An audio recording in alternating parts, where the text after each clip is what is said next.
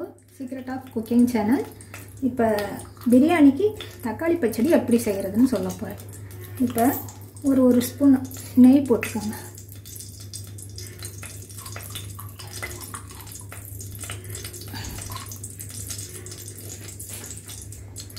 இப்போ வேக வச்சு உரிச்சு வச்சுக்க தக்காளியை அதில் நல்லா வதக்கிடுங்க.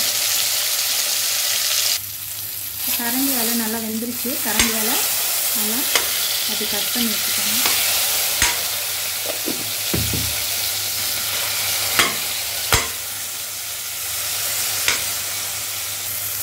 லைட்டாக கொஞ்சோண்டு கேசரி பவுடர் போட்டுக்கோங்க.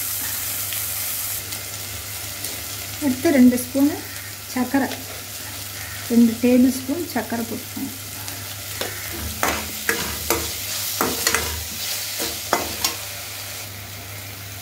கொஞ்சமாக தண்ணி ஆட் பண்ணிக்கோங்க. சர்க்கரை கரைகிறது.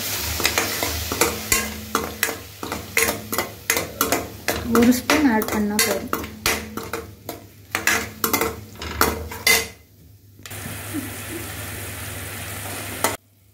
இப்போ நல்லா நுர வந்துருச்சு. நுர வந்தோடனே இந்த முந்திரி பருப்பை வறுத்து வச்சுருக்கேன், நெய்யில் வறுத்து வச்சுருக்கேன், போட்டு கிண்டிக்கலாம்.